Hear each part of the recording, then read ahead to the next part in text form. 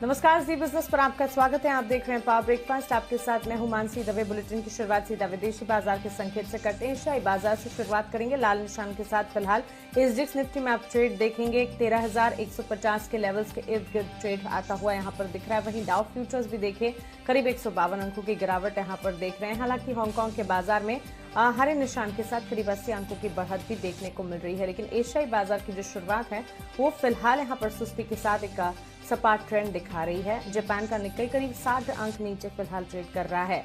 अमेरिकी बाजार की अगर बात करें, इंट्राडे में रिकॉर्ड ऊंचाई छूने के बाद डाउ में 185 अंकों की तेजी के साथ क्लोजिंग देखी हमने। एसएनपी और नैस्डैक भी रिकॉर्ड ऊंचाई पर बंद हुए। तो अमेरिकी बाजार संकेत ठीक ठाक, लेकिन एशियाई बाजार की शुरुआत जो है सुस्ती के साथ होती हुई दिख रही है। एक बार समझ लेते हैं विस्तार से क्या कुछ हो रहा है विदेशी बाजार में, कौन से ट्रिगर्स हैं जिस पर फोकस करना है। गोल्ड सिल्वर में अचानक ही उछाल आया है, इसके पीछे की वजह क्या है बताने के लिए दीपांशु भंडारी हमारे साथ जुड़े हैं। थोड़ी देर में जी बिजनेस के मैनेजिंग एडिटर अनिल सिंह भी हमारे साथ जुड़ेंगे, उनसे आज के लिए पहली रणनीति भी समझेंगे। Deepanshu, good morning. आप बताएं, विदेशी बाजार के संकेत आज कैसे लग रहे हैं? गुड मॉर्निंग मानसी, ठीक ठाक संकेत हैं। थोड़ी सुस्ती आप देख रहे हैं, बट इतनी जबरदस्त तेजी का माहौल है तो थोड़ा उतार चढ़ाव तो आपको दिखता ही रहता है। एसजीएक्स निफ्टी एकदम सपाट है। डाउ फ्यूचर्स में इस समय हम तकरीबन 150 अंकों की गिरावट जरूर देख रहे हैं, बट एशिया में भी अगर आप देखें तो कोई भारी गिरावट नहीं है। थोड़ा सुस्त माहौल है, देखते हैं आगे जाकर एक्शन कैसे होगा। पर कल शाम अमेरिकी बाजारों में काफी एक्टिव एक्शन रहा। हमने देखा कि डाउ पर जबरदस्त तेजी रही और इंट्राडे में तो 30,000 के ऊपर भी डाउ काफी समय तक रहा। एंड ऑफ डे में लगभग 185 अंकों की बढ़त के साथ क्लोजिंग हुई। वहीं नैस्डैक और एसएनपी 500 यहां पर हमने नया क्लोजिंग हाई बनते हुए भी देखा और 1.25% तक की तेजी भी यहां पर आती हुई दिखी। बैंक्स और आईटी, ये दो सेक्टर्स थे जहां पर जबरदस्त तेजी का माहौल था, और स्पेशली जो दिग्गज आईटी स्टॉक्स हैं जिसमें हमने देखा कि एप्पल में तो 3% तक की तेजी रही, तो डाउ नैस्डैक दोनों को ही इसका सहारा मिलते हुए दिखा। वैसे कोई ज्यादा परेशानी की बात नहीं है। हमने देखा कि जो बायपार्टिजन सेनेटर्स हैं उन्होंने एक प्रस्ताव रखा है 900 अरब डॉलर के स्टिमुलस बिल का, तो यहां से बाजार में थोड़ा एक्साइटमेंट आया, पर फिर खबरें ये आई कि इस बिल पर सहमति नहीं होने वाली है। इसलिए हमने देखा कि आखिरी घंटे में थोड़ा बिकवाली का भी दबाव रहा और डाउ दिन की ऊंचाई से लगभग 250 अंक फिसल कर बंद हुआ। तो वो जो आखिरी घंटे की बिकवाली थी उसी का प्रेशर आप फिलहाल डाउ फ्यूचर्स पर देख रहे हैं, क्योंकि कल तो हमने क्लोजिंग पर देखा था डाउ फ्यूचर्स 300 सवा 300 अंक ऊपर थे और ओपनिंग का एक्शन भी यूएस बाजारों में वैसे ही रहा। पर जो आखिरी घंटे की मुनाफा वसूली है इस खबर को लेकर कि शायद जो नया स्टिमुलस बिल का प्रस्ताव रखा गया है उस पर मंजूरी नहीं मिलेगी, इसलिए हम थोड़ा बिकवाली का दबाव इस समय आते हुए देख रहे हैं। इसके अलावा अगर आप यूरोप में देखें तो यहां पर भी तेजी का ही माहौल रहा और खबर यह भी आ रही है कि फाइजर बायोनटेक ने अपनी कोरोना वैक्सीन की अर्जी दे दी है यूरोपियन मेडिकल एसोसिएशन को मंजूरी के लिए। तो देखते हैं कि कब तक ये मंजूरी आती है, बट वैक्सीन के डिस्ट्रीब्यूशन में एक और बड़ा कदम यूरोपियन यूनियन के हिसाब से होता हुआ कल दिखा है।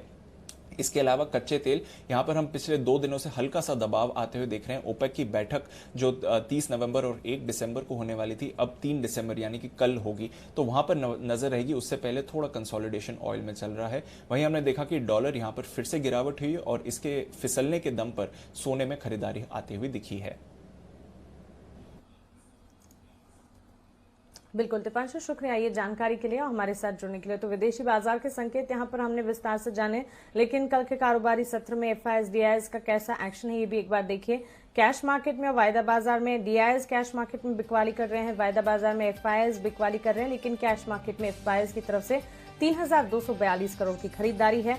कैश मार्केट में डीआईएस की तरफ से 1,043 करोड़ की बिकवाली है और वायदा बाजार में एफआईएस की तरफ से 255 करोड़ की बिकवाली के आंकड़े आते हुए दिखे हैं। तो महज कैश मार्केट में एफआईएस की तरफ से खरीदारी, इसके अलावा डीआईएस कर रहे हैं बिकवाली और वायदा बाजार में एफआईएस की भी बिकवाली आती हुई दिख रही है। सीधा रुख करते हैं हमारे स्पेशल सेगमेंट का, जहां हम रोज बात करते हैं जी बिजनेस के मैनेजिंग एडिटर अनिल सिंह जी से।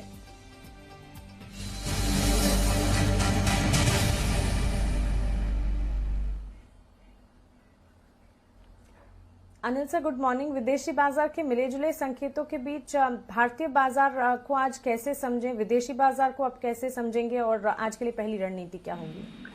Good morning Mansi. देखिए, रेंज बाउंड ट्रेड रहेगा और दोनों तरफ आपके लिए मौके मिलेंगे। कल भी जैसा हम कह रहे थे कि मजबूत शुरुआत को प्रॉफिट बुक करके वापस निचले स्थानों पर एंट्री कीजिए, और अगर आज कमजोर शुरुआत होती है नीचे खुलते तो वहां पर एंट्री करके फिर से ऊपर की तरफ प्रॉफिट बुकिंग करने के मौके होंगे। तो जो ब्रॉड रेंज निफ्टी की बनी है, नीचे 12,800 और ऊपर 13,200, इस रेंज में बाजार ट्रेड करते हुए दिखेंगे। जब तक इस रेंज के बाहर किसी एक और ना निकले तब तक आप दोनों तरफ कॉन्ट्रा ट्रेड ले सकते हैं। और अगर दोनों तरफ ट्रेड लेने में मुश्किल हो तो फिर बाय ऑन डिप्स की रणनीति रखें, यानी कि गिरावट में खरीदारी करते रहें और सही लेवल पर बाजार आपको मिले तो वहां से एंट्री कर सकते हैं। देखिए, जहां एक और ग्लोबल मार्केट हल्की सी सुस्ती के संकेत है, आपको डाउ से 150 पॉइंट फ्यूचर्स नीचे लेकिन उतनी मजबूती के साथ बंद भी हुए हैं, तो ऐसे कोई खास चिंता की बात नहीं है।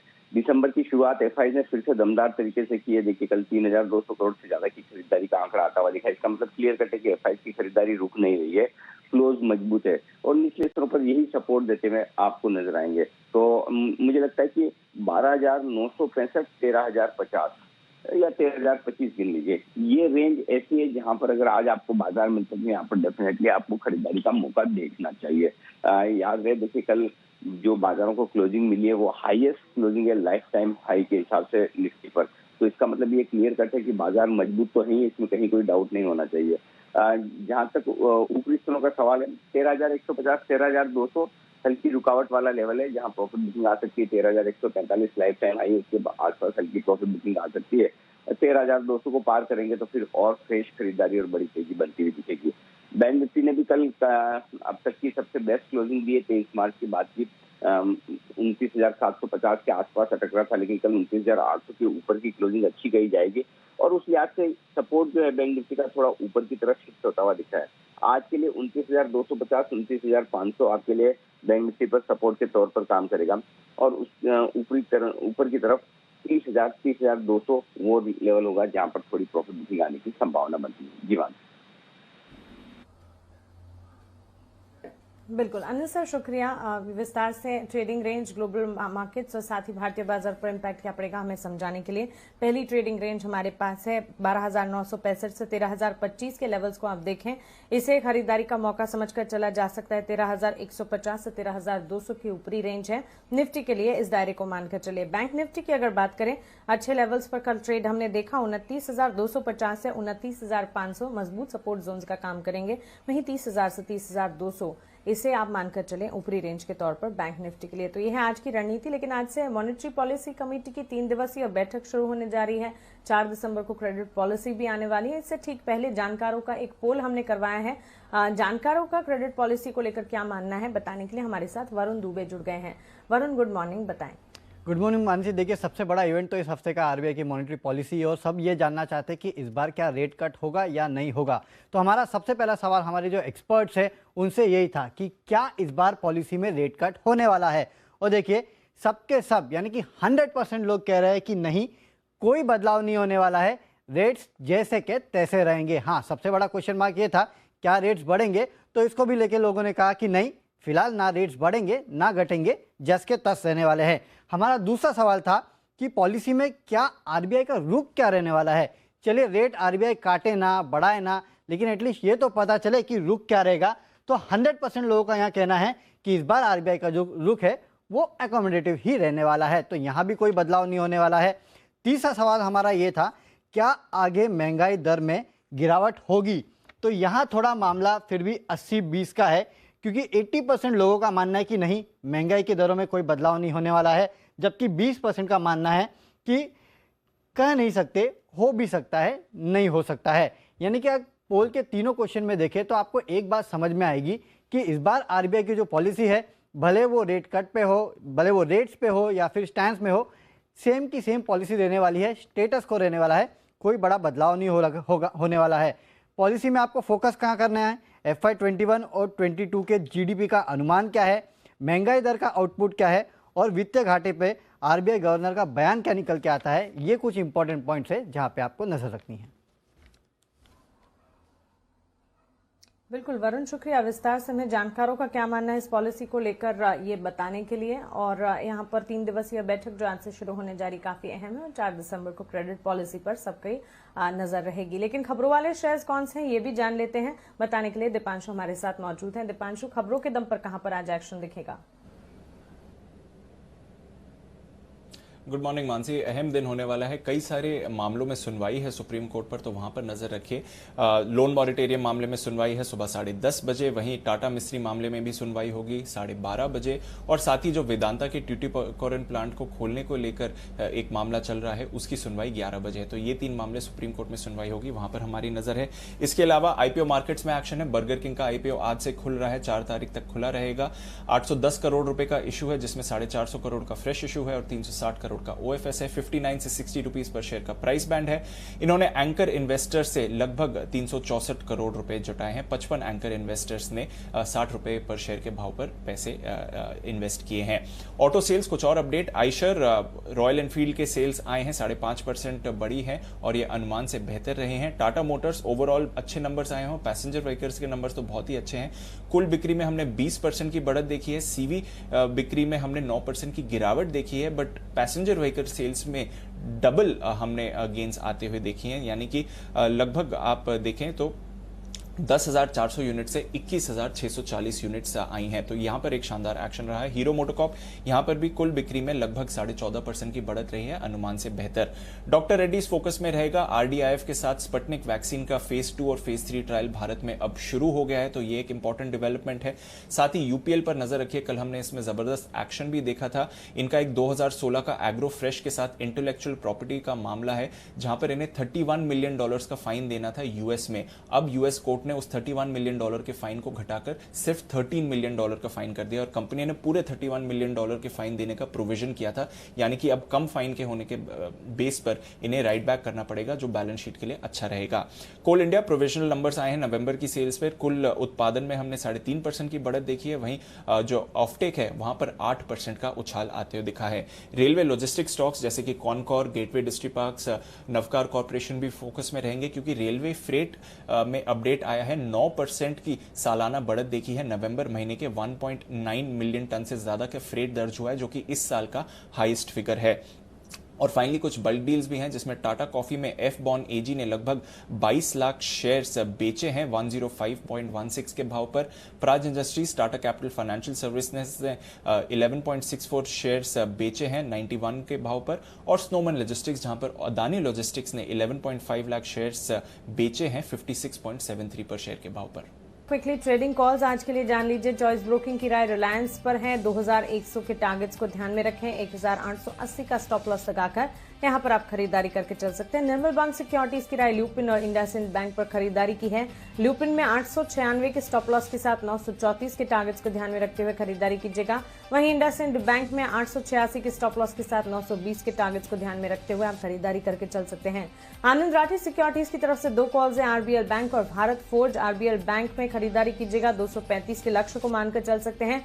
220 का एक स्टॉप लॉस लगाएं। वहीं भारत फोर्ज में 525 के टारगेट्स को ध्यान में रखते हुए 494 494 का स्टॉप लॉस लगाकर खरीदारी का मन बनाया जा सकता है। तो 5 ट्रेडिंग कॉल्स आपके लिए, 5 की 5 खरीदारी की ही है। मार्केट एक्सपर्ट सिमी मोहम्मद से हमने बातचीत की, उनकी कॉल्स भी आपके सामने रख देते हैं। स्टॉक स्पेसिफिक टाटा केमिकल्स और साथ ही भारतीय एयरटेल पर ये बुलिश हैं। यहाँ पर टाटा केमिकल्स में खरीदारी की जा सकती है। 417 के पहले टारगेट, 425 का दूसरा टारगेट, 395 का स्टॉप लॉस यहाँ पर आप मेंटेन करके चल सकते हैं। खरीदारी की राय टाटा केमिकल्स पर। साथ ही भारतीय में भी खरीदारी की राय दे रहे हैं। 489 के टारगेट्स को ध्यान में रखें। 495 का दूसरा टारगेट होगा। 467 के स्टॉप लॉस के साथ यहाँ पर भी खरीदारी की जा सकती है। तो ये तो हुई इक्विटी मार्केट्स की बात, लेकिन कमोडिटी बाजार का जायजा लेते हैं। हमारे साथ आनंद राठी के एनालिस्ट जिगर त्रिवेदी जुड़ गए हैं। जिगर, गुड मॉर्निंग, स्वागत है आपका जी बिजनेस पर। बुलियन मार्केट, एनर्जी पैक और बेस मेटल, तीनों पर आपकी रणनीति हम जानना चाहेंगे। Good morning Mansi. पहले हम बुलियन की बात करेंगे। जिस तरीके का हमने 6% फॉल नवंबर में देखा था, उसके बाद हमने कल गोल्ड एंड सिल्वर दोनों में शॉर्ट कवरिंग देखा हुआ है। आई थिंक ये कंटिन्यू करेगा। Gold February by around 48,550, 48,450 is stop loss and 48,750 is target. Crude की अगर हम बात करें तो ओपेक की मीटिंग जो पोस्टपोन हुई है थर्सडे पे, तो जिसकी वजह से हमने थोड़ा बहुत सेलिंग प्रेशर देखा था, लेकिन ओवरऑल जो डिमांड को लेके थोड़ी बहुत जो आशाएं जताई गई है कि आगे जाके मैन्युफैक्चरिंग पीएमआई भी कंट्रीज के अच्छे आए थे। सो आई थिंक क्रूड ऑयल हमें लग रहा है यहाँ पे खरीदारी करके चलना चाहिए। दिसंबर buy around 3260, stop loss 3220, target would be 3340। और बेस मेटल स्पेक में मुझे लग रहा है कॉपर की ये जो बढ़त है वो कंटिन्यू करेगी। ऑल टाइम हाई पे प्राइसेस चल रहे हैं एंड एज आई सेड कल मैन्युफैक्चरिंग PMI भी काफ़ी अच्छे आए थे यूरोजोन के, US के। सो आई थिंक कॉपर में यहाँ पे हम खरीदारी करके चल सकते हैं 586 587 के आसपास एंड 583 के आसपास यहाँ stop loss and 591 is target. बिल्कुल जिगर, शुक्रिया ये तमाम जानकारी के लिए और कमोडिटी की स्ट्रैटेजी आपके हमें बताने के लिए। आगे बढ़ते हैं और अब वक्त है FIR का, यानी कि FI इन्वेस्टमेंट रिपोर्ट्स का।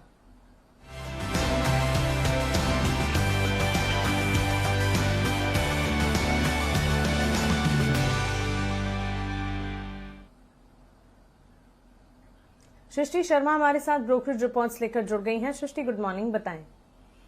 गुड मॉर्निंग मानसिया। सबसे पहली रिपोर्ट है रिलायंस इंडस्ट्रीज पे, जिसपे JP मॉर्गन ने न्यूट्रल रेटिंग देते हुए 1990 के टारगेट्स दिए हैं। इनका मानना है कि निफ्टी के मुकाबले काफी अच्छी खासी तेजी देखी गई है स्टॉक में और आने वाली कुछ तिमाहियों के में स्टॉक एक कंसोलिडेशन के फेज में जा सकता है, जिसके चलते उन्होंने फाइनेंशियल ईयर 22 और 23 के EPS अनुमान में 7 से 8% की कटौती की है। इसके अलावा 2 ऑटो स्टॉक्स हैं ब्रोकर्स के रडार पे। पहला है उसमें से मारुति, जिसपे JP मॉर्गन ने ओवरवेट रेटिंग देते हुए 8,200 के टारगेट्स बताए हैं।